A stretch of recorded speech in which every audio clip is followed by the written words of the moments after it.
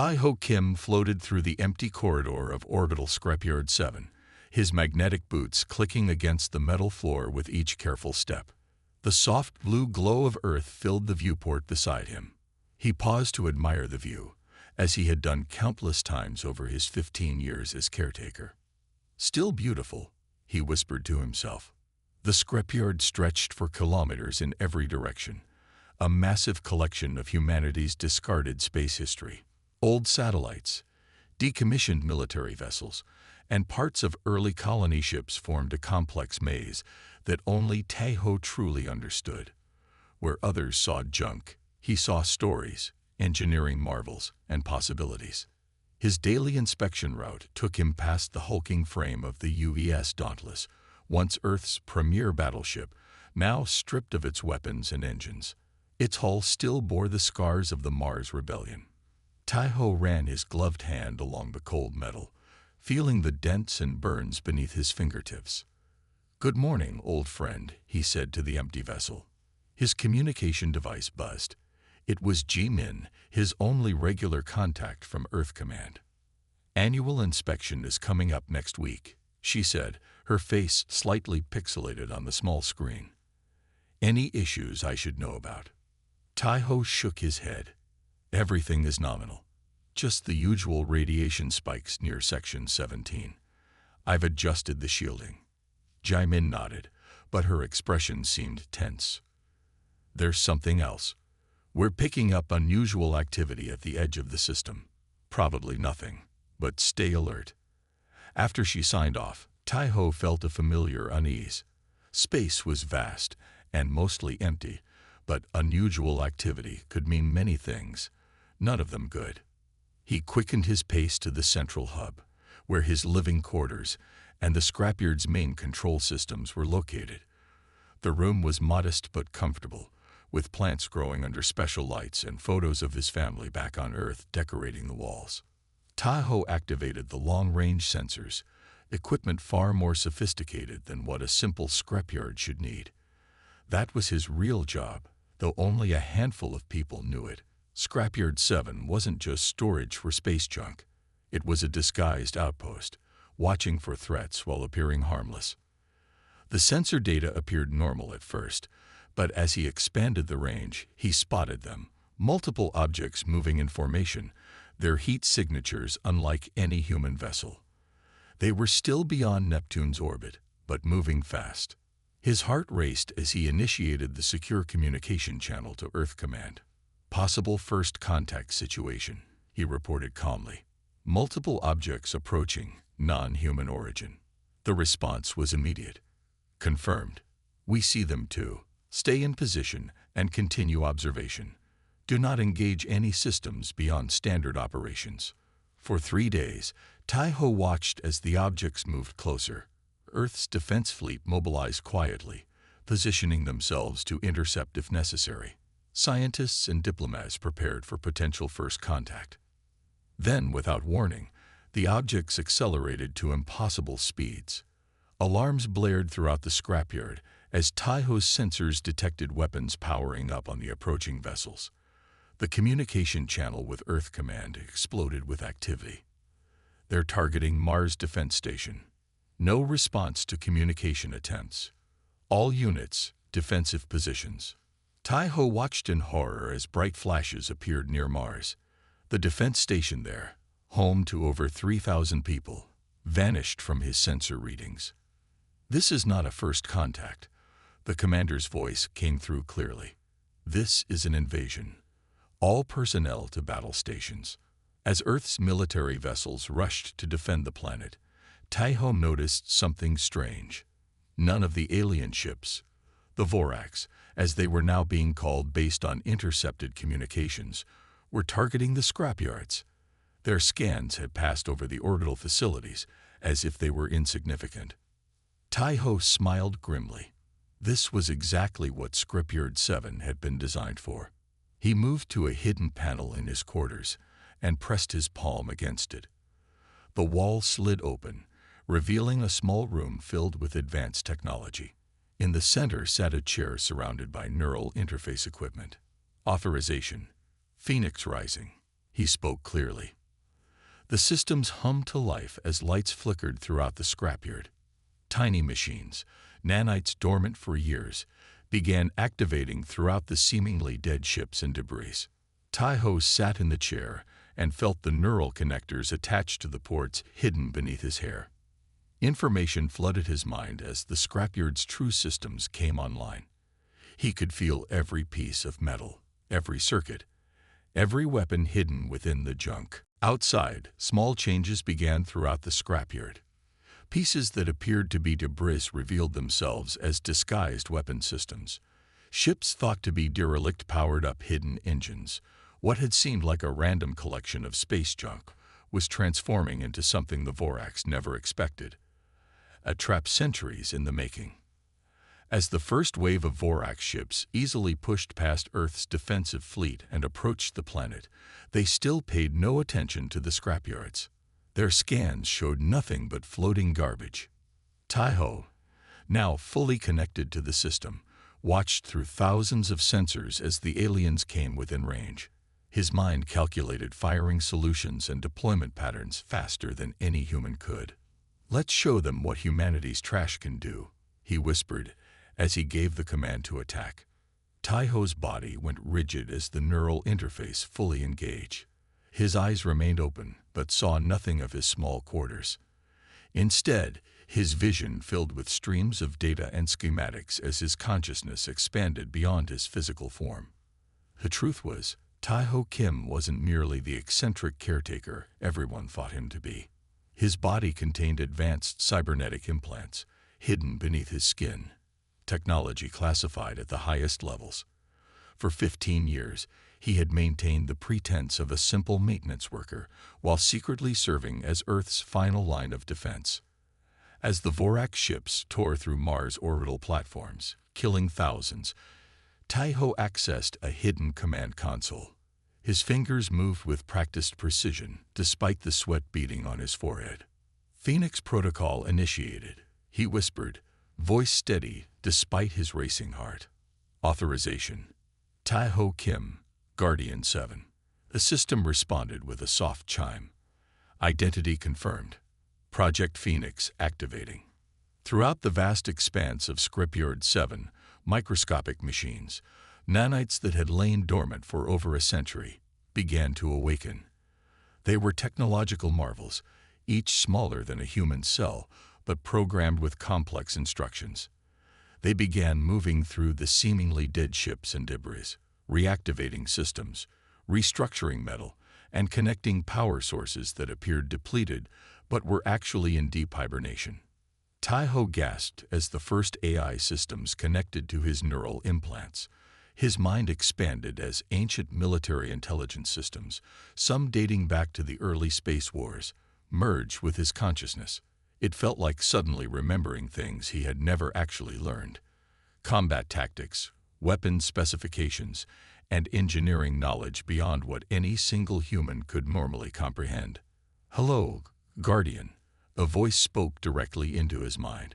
It belonged to Araya, the primary artificial intelligence of Project Phoenix. It has been 107 years since full activation. Threat assessment required. Through Tai-Ho's eyes, Araya analyzed the Vorax ships. Data from Earth's failing defense fleet streamed into his consciousness. Weapon specifications, shield frequencies, movement patterns. Everything humanity knew about the invaders became part of him. "They're unlike anything we've encountered," Tai-Ho thought back. "Their technology is far beyond our current capabilities." "Perhaps their current capabilities," Araya responded. But Project Phoenix was designed to evolve beyond what was known. Across the scrapyard, the transformation accelerated. What appeared to be a destroyed cruiser's hull began sealing its fractures. Weapons platforms disguised as communications satellites oriented toward the incoming fleet. Ancient nuclear warheads, officially decommissioned but secretly preserved, were upgraded with targeting systems that could penetrate the Vorax shields. Tai-Ho felt a sharp pain as more systems connected to his neural implants. His body temperature rose dangerously as his implants worked beyond standard parameters. "Warning: biological host experiencing stress. Araya noted, implementing cooling protocols. The pain subsided as nanites in Taiho's bloodstream worked to regulate his body temperature and release stress hormones. Through the Scrapyard's external cameras, Taiho watched Earth's conventional defenses fail. The proud ships of Earth's Space Command, the best technology publicly available, were being destroyed with frightening ease. Emergency broadcasts filled communication channels as cities prepared for orbital bombardment. "We need more time," Taiho communicated to Araya. "The transformation isn't complete." Initiating diversionary tactics, Araya responded. Several small, seemingly insignificant debris pieces suddenly activated propulsion systems. They moved toward the Vorax fleet at high speed, appearing on alien sensors as failed counterattacks. The Vorax easily destroyed them, but the explosions released specialized nanites that attached to the alien hulls, gathering data and beginning to interfere with their scanning systems. Meanwhile, deeper in the Scrapyard, the largest transformations were taking place. What had once been the UES Dauntless, the decommissioned battleship Taiho had greeted each morning for 15 years, now hummed with power as its systems reactivated. Its broken hull sealed itself as weapon ports opened. Inside, command centers lit up, controlled not by a human crew, but by distributed AI systems, all linked to Taiho's consciousness. "I can feel them all," Taiho whispered in awe. "Every ship, every weapon, every system." "That is your purpose, Guardian," Araya explained. "Project Phoenix requires human intuition paired with machine efficiency. The ships become extensions of yourself." Through his expanded consciousness, Taiho sensed Earth's military leaders in panic. They had no knowledge of Project Phoenix. It existed outside official channels, a contingency so secret that even most high-ranking officials believed it was just a theory. Taiho opened a secure channel to Earth Command. When General Park's face appeared on the screen, the shock was evident. "This is Guardian 7, Taiho said, his voice strangely calm despite the chaos. "Request you hold remaining forces in defensive positions around Earth. Do not engage the Vorax directly." "Who authorized this? What are you?"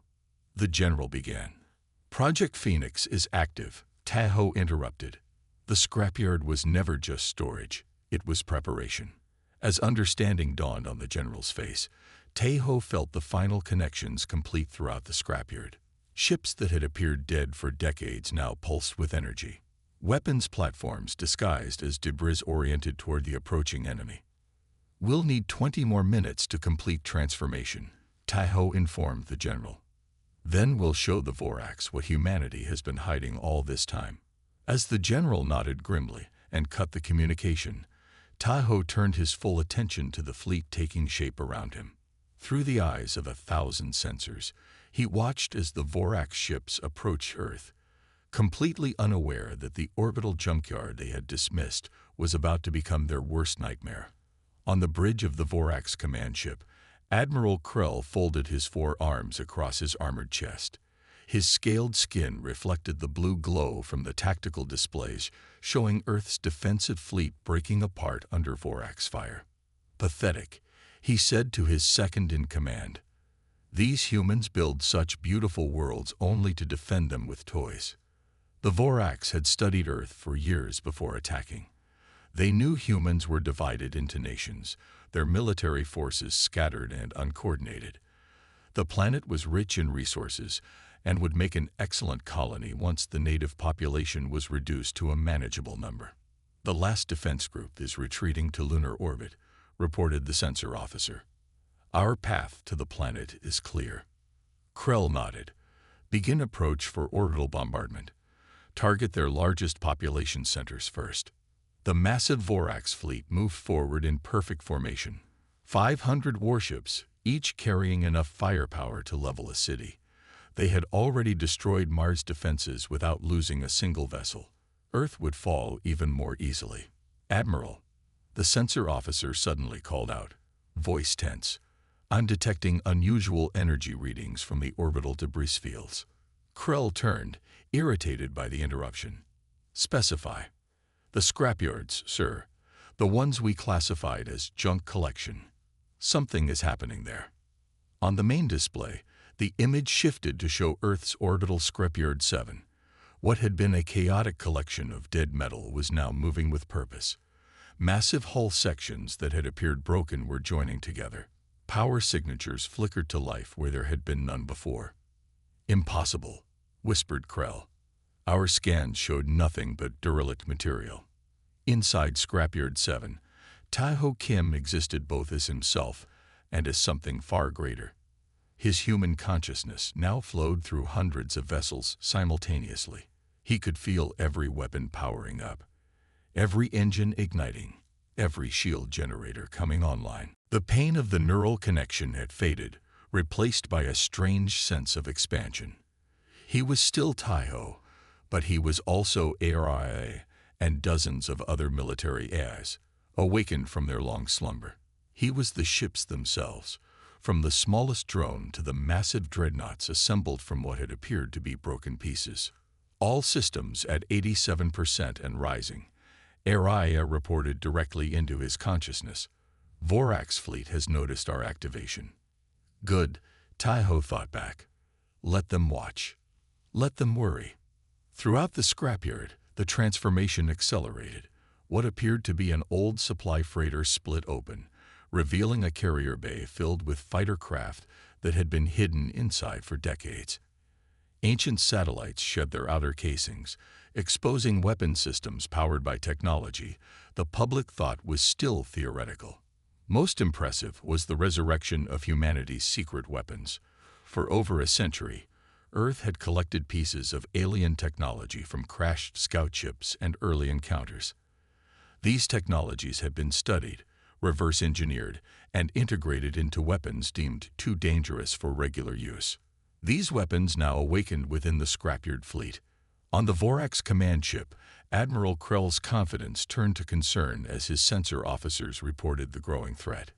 "The largest assemblies are showing power readings that exceed our own battlecruisers," one officer reported, mandibles clicking nervously. "And they're using energy patterns we've never encountered." "Impossible," Krell hissed. "These humans are primitive. They barely reached their own moon a few centuries ago." "Sir, they're moving to engage." The first wave of Taeho's scrapyard fleet moved with unexpected grace. Small, agile craft that had once been maintenance drones swarmed toward the Vorax scout ships. Their weapons were simple but effective, electromagnetic pulses that bypassed the alien shields entirely, shorting out their systems. Krell watched in shock as 3 scout ships went dark, drifting helplessly. All vessels, defensive formation. Target those craft.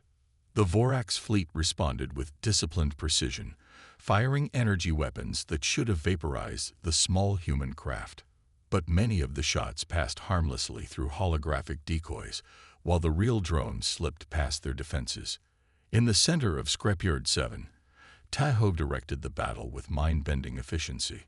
A normal human brain couldn't process so much information, but his enhanced neural pathways, supported by ARIA and the other AIs, allowed him to coordinate hundreds of simultaneous engagements.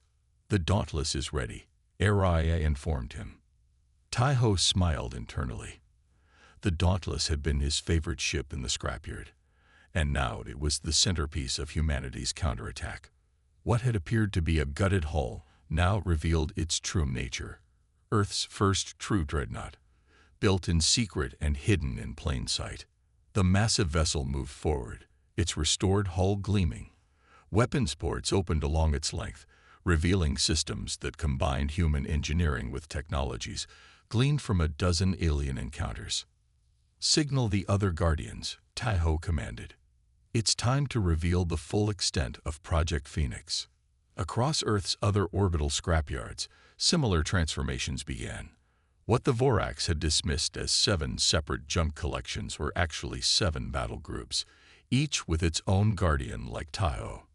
Admiral Krell stared at the sensor readings in disbelief as the human forces multiplied. "Where are they coming from? How did we miss this?" "Sir," his second-in-command said quietly, "I believe we should consider a tactical withdrawal." Krell slammed his fist down. The Vorax do not retreat, especially not from primitives who hide behind trickery. He turned to his weapons officer. Target their central vessel. Maximum firepower. The Vorax command ship turned its main cannon toward the Dauntless, charging a beam weapon capable of cutting through a small moon. Inside his neural network, Taiho sensed the energy buildup. They're targeting us directly. He communicated to ARIA. Activate the mirror shield. As the Vorax weapon fired, the Dauntless deployed its most secret defense, a field of energy that didn't just block the incoming beam, but reflected it back along its path. The Vorax command ship's own weapon tore through its forward section, leaving a gaping hole. For the first time in centuries of conquest, Admiral Krell felt fear as he watched humanity's Scrapyard transform into the most formidable fleet he had ever encountered. The Vorax fleet's neat formation crumbled as Admiral Krell screamed orders from his damaged command ship. His 3 remaining arms gestured wildly at the tactical display, where red warning symbols multiplied by the second. Impossible. Target those smaller vessels first, he ordered, his voice cracking. They can't all have shields that advanced. But the smaller vessels darting between the larger Vorax ships weren't behaving like normal spacecraft. When Vorax weapons hit them directly, the energy seemed to flow across their hulls rather than penetrating. Some ships even appeared to absorb the attacks, using the energy to power their own systems. From Earth's surface, civilians watched the battle unfold through telescopes and live feeds. What had begun as a day of terror, with alien ships approaching and Earth's defense fleet crushed, had transformed into something no one could understand. The orbital scrapyards, which most people had ignored for decades, had come alive. In the center of this chaos, Taho Kim existed in a state beyond normal human experience. His physical body remained in the control chair, but his mind flowed through every ship, every weapon, every scanner in the Phoenix fleet. The cybernetic implants throughout his nervous system glowed blue beneath his skin as they processed more information than any unmodified human brain could handle. They're regrouping for another attack, Araya informed him. 23 Vorax vessels have been disabled, 7 completely destroyed. Taiho sensed rather than saw the Vorax tactics changing. They were moving their largest ships to the center, creating a defensive wall around their damaged command vessel.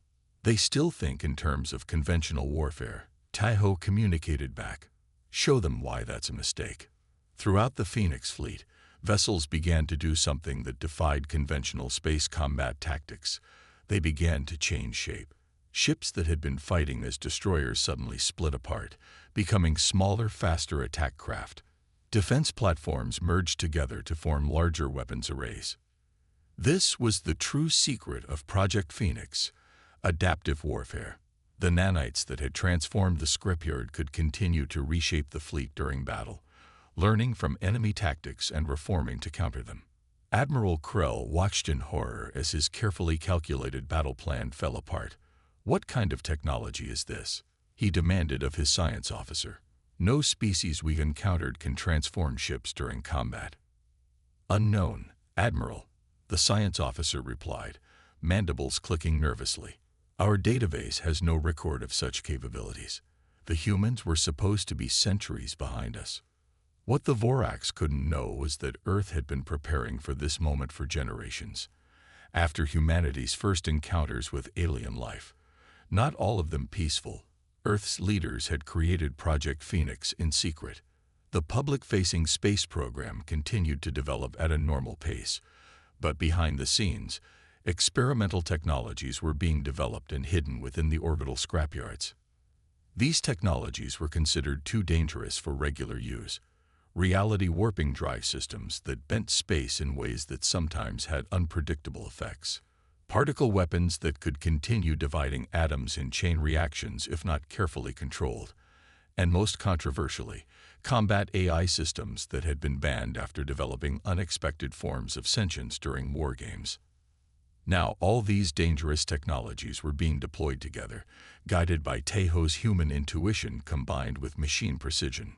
Target their propulsion systems, Taiho commanded. Let's see how they fight when they can't maneuver. A group of vessels that had once been communications satellites reconfigured themselves into a ring formation. They generated a focused energy field that swept across the Vorax fleet, disrupting the magnetic containment of their drive systems. 5 large Vorax ships suddenly lost power, drifting helplessly. Admiral Krell slammed his fist into his command console. Launch all fighter craft. Overwhelm them with numbers. Hundreds of smaller Vorax craft poured from the larger ships, swarming toward the Phoenix fleet like angry insects. Taiho sensed the new threat and adapted instantly. Activate the ghost net, he instructed Araya. Small, nearly invisible drones that had been scattered throughout the battlefield suddenly activated.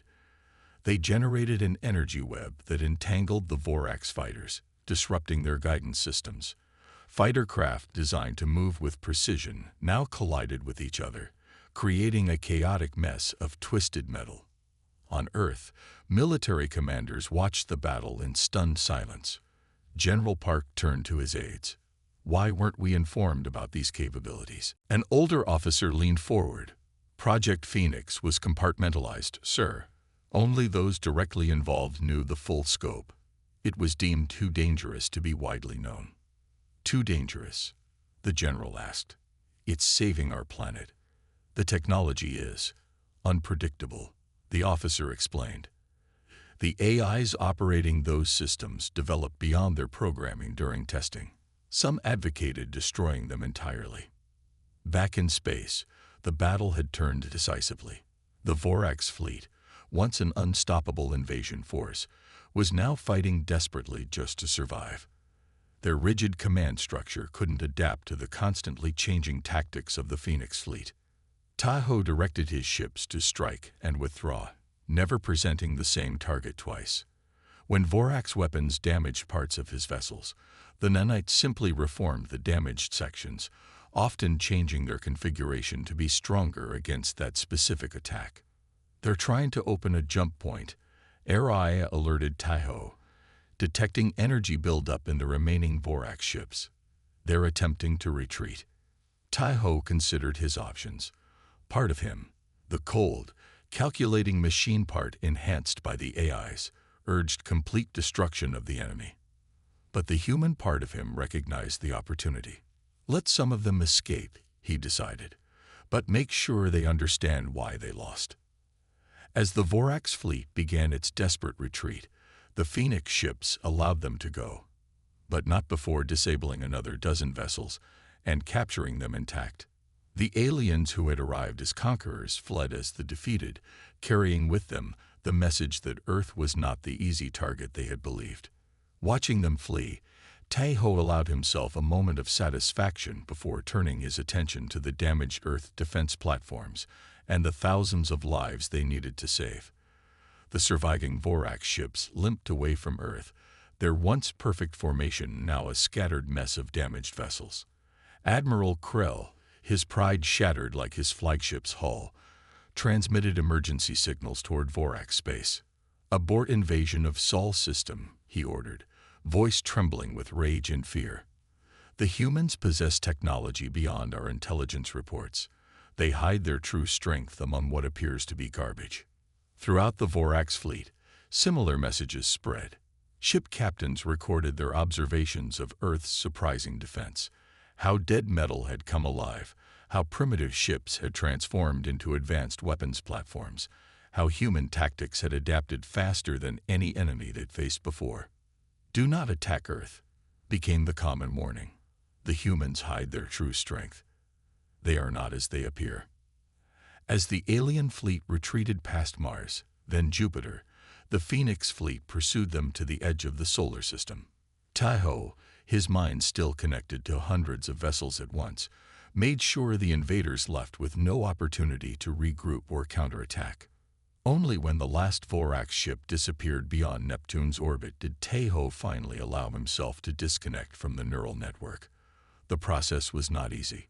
After hours of existing as something far beyond human, returning to the limitations of a single body felt like being trapped in a tiny box. His physical form shuddered as ARIA gradually reduced the neural connections. Sweat poured down Taiho's face. His muscles spasmed. For a moment, he forgot how to breathe with just 2 lungs instead of the 1,000 mechanical systems he had controlled. "Steady," Araya's voice guided him. "Remember your training. Return to yourself slowly." Taiho focused on his hands, watching his fingers move. He listened to his own heartbeat. Gradually, the overwhelming sensation subsided, and he became just Taiho Kim again, though forever changed by the experience. Outside Scrapyard 7, Earth celebrated. The news of the impossible victory spread across continents and to the colonies on Luna and Mars. People poured into streets, hugged strangers, and looked to the sky with new wonder. Humanity had faced extinction and survived. Within hours, a delegation of Earth's highest officials requested permission to visit Scrapyard 7, the orbital facility, now surrounded by an impressive fleet of ships that hadn't existed a day earlier, had become the most important military installation in human space. Taiho sat calmly at his control station when they arrived. The signs of his neural connection were hidden now. The blue glow beneath his skin faded, the implants once again invisible. To the politicians and generals who entered his command center, he appeared as nothing more than a tired man in a simple uniform. President Chen was the first to speak after an awkward silence. "Mr. Kim, I believe you have quite a lot to explain." Taiho smiled slightly. Project Phoenix was created 127 years ago, after our first contact with hostile alien life. Earth's leaders at that time realized we would eventually face a major invasion. They also knew that building obvious defenses would only encourage attacks before we were ready. He gestured to the screens showing the newly formed fleet. "So we built our defenses in plain sight, disguised as junk. Every decommissioned ship, every obsolete satellite contained pieces of our most advanced technology. The scrapyards were never garbage dumps. They were arsenals waiting to be activated." General Park stepped forward, his expression a mixture of awe and anger. "Why wasn't High Command informed? We sent our fleet against the Vorax without knowing our true capabilities."